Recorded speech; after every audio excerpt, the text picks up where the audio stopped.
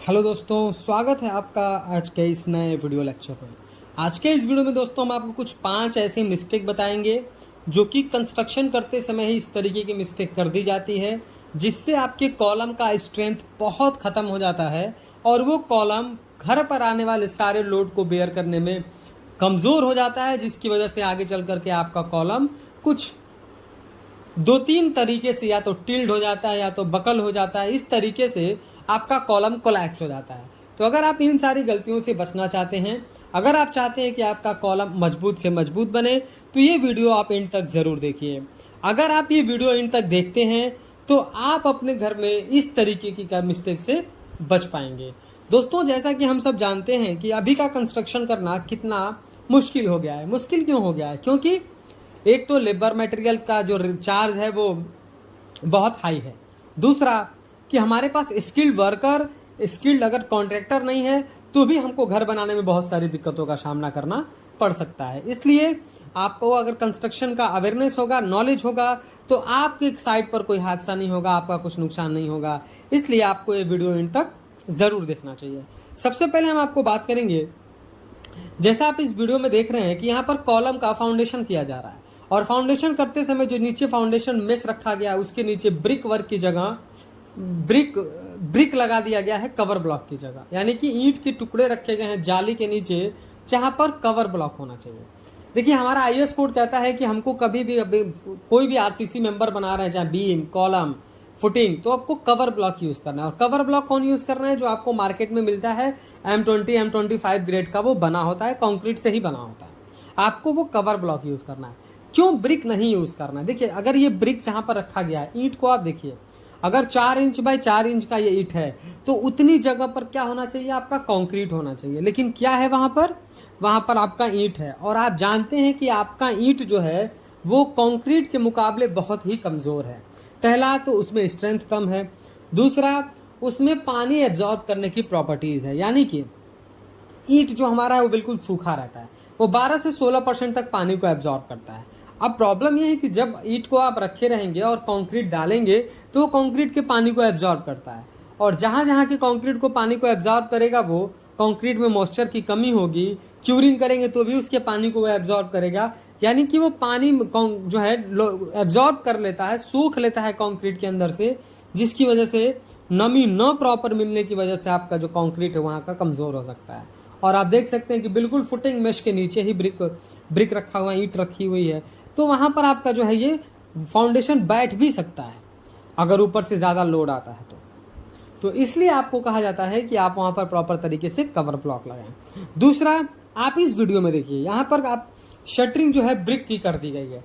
Brick की shuttering आपको नहीं करनी है, आपको प्रॉपर प्लाई की शटरिंग करनी है, MS प्लेट की शटरिंग करनी है। अगर आप स्ट्रक्चर बना रहे हैं, फ्रेमिंग स्ट्रक्चर बना रहे हैं, तो आप पहले आप कॉलम बीम को कास्ट कर ही लीजिए, उसके बाद ब्रिक वर्क का काम करिए। क्योंकि अगर आप इस तरीके से करेंगे कि पहले ईंट की चिनाई कर लेंगे उसके बाद कॉलम की कास्टिंग करेंगे, तो क्या है कि आपको प्रॉपर जो है शटरिंग करने की जगह नहीं मिल पाती है, पहली प्रॉब्लम। दूसरा, जो आप उसमें शटरिंग अगर आप प्लाई की करेंगे तो भी अच्छी तरीके से शटरिंग नहीं हो पाएगी। अगर आप अच्छी तरीके से शटरिंग कर भी देंगे तो आपका ईंट जो है वो कंक्रीट के पानी को एब्जॉर्ब कर लेगा। दूसरा मिस्टेक तो मैंने आपको ये बताया। तीसरा मिस्टेक ये है कि जो हमारा कंक्रीट जब ब्रिक वर्क से अटैच हो जाएगा तो जब कॉलम से लोड ट्रांसफर होगा तो कुछ लोड हमारे ब्रिक वर्क पे भी आएंगे, जिसकी वजह से यहाँ पर क्रैक्स जनरेट हो सकते हैं। तो इसलिए आपको कहा जाता है कि पहले आप फ्रेम अपना बना लें, पहले आप कॉलम बीम की कास्टिंग कर लें। अब यहाँ पर आप देखिए, यहाँ पर इतना घटिया तरीका से जो है शटरिंग किया गया है कि एक तो शेप अच्छा नहीं आएगा, दूसरा इस तरीके की कंक्रीटिंग करने में आप जो है कॉलम की कास्टिंग में आप वाइब्रेटर यूज नहीं कर पाएंगे, कवर ब्लॉक नहीं यूज कर पाएंगे, यानी आपका काम सेकंड क्वालिटी का भी नहीं, बिल्कुल थर्ड क्वालिटी का हो रहा है। तो इस तरीके के काम से आपको बचना है। अगर इस तरीके का काम आप करेंगे तो प्रॉपर तरीके से आपका काम नहीं होगा और आपका कॉलम बिल्कुल कमजोर बनेगा, आप चाहे कितना भी अच्छा मटेरियल उसमें लगा लें। अब क्या होता है, जैसे मान लीजिए कि आपकी कॉलम को अगर 10 या 12 फीट तक लेके जाना है और आपने सरिया छोटा काटा है, तो होता यह है कि फिर हम जो है कॉलम में सरिये को लैप करके कॉलम की लेंथ को बढ़ाते हैं। अगर आपको कॉलम को लेंथ बढ़ानी है तो आपका जो कॉलम की रेनफोर्समेंट आपने डाला है उसके हिसाब से लैपिंग डिजाइन होती है। मान के चलिए कि आपने 12 mm का सरिया यूज करा है तो लैप कितना होना चाहिए 50D, 12 पचे 60, 600 mm का आपका, यानी कम से कम 2 फीट का आपका लैप होना चाहिए था। लेकिन यहाँ पर जिस तरह आप वीडियो में देख सकते हैं कि सारे के सारे रेनफोर्समेंट को एक पास ही काट दिया गया है। पहली चीज, यहाँ पर 2-2, 3-3 इंच बस मिल रहा है लैप करने के लिए।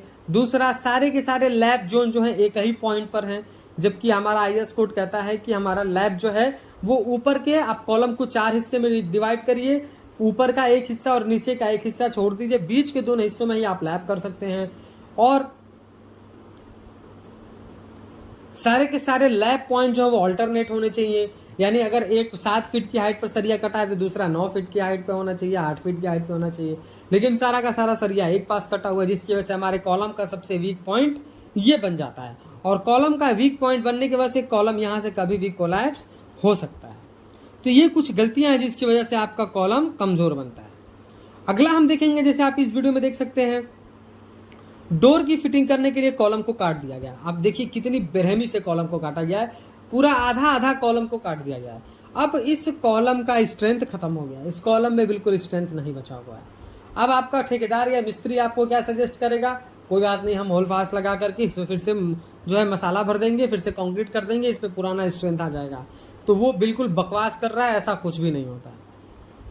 कॉलम को अगर एक बार आपने कॉलम को काट दिया, तोड़ दिया, फिर आप वहां पर कुछ भी कर लेंगे, उसमें स्ट्रेंथ नहीं आएगी। या तो आप वहां माइक्रो कंक्रीटिंग करिए तो कुछ स्ट्रेंथ की गुंजाइश हो सकती है, लेकिन वो इतनी आसानी से अवेलेबल नहीं है और आप उसको कर भी नहीं पाएंगे। उसके लिए स्किल्ड वर्कर चाहिए और वो इंजीनियर के सुपरविजन में ही हो सकता है। तो आप इस तरीके से अगर कॉलम को काट देंगे, यहाँ पर आप देख सकते हैं कि ये 12 फीट का कॉलम बना हुआ है, 12 फीट पे जो है स्लैब की कास्टिंग हुई है और कम 6 जगह कॉलम को काटा गया है। इतना घटिया काम किया गया है कि ये बिल्कुल कॉलम अब स्ट्रेंथ लेने के लिए तैयार नहीं है। तो इस तरीके से कॉलम बनाने का भी क्या फायदा कि जो आपका कॉलम बिल्कुल कमजोर है। और बहुत साइडों पर देखा जाता है कि इलेक्ट्रिक और प्लम्बिंग वर्क करने के लिए भी कॉलम को काट दिया जाता है, इसी तरीके से बेरहमी से काटा जाता है। तो अगर आप कॉलम को काटेंगे, फाउंडेशन के अंदर ब्रिक लगा देंगे, शटरिंग नहीं करेंगे, कॉलम के सारे जॉइंट सरिये का एक पास रखेंगे, तो बिल्कुल आप ये मानकर चलिए कि आपका काम थर्ड क्वालिटी का हो रहा है। और इन्हीं गलतियों के कारण जो है आपका कॉलम कमजोर होता है। तो दोस्तों, उम्मीद करता हूं कि वीडियो पसंद आया होगा। अगर वीडियो पसंद आया तो प्लीज वीडियो को लाइक कर दीजिए। अगर चैनल पर नए हैं, कंस्ट्रक्शन से रिलेटेड ऐसे ही इंफॉर्मेटिव वीडियोज इन फ्यूचर देखना चाहते हैं तो प्लीज चैनल को सब्सक्राइब करके बेल नोटिफिकेशन को ऑल पर प्रेस कर दीजिए। Thank you.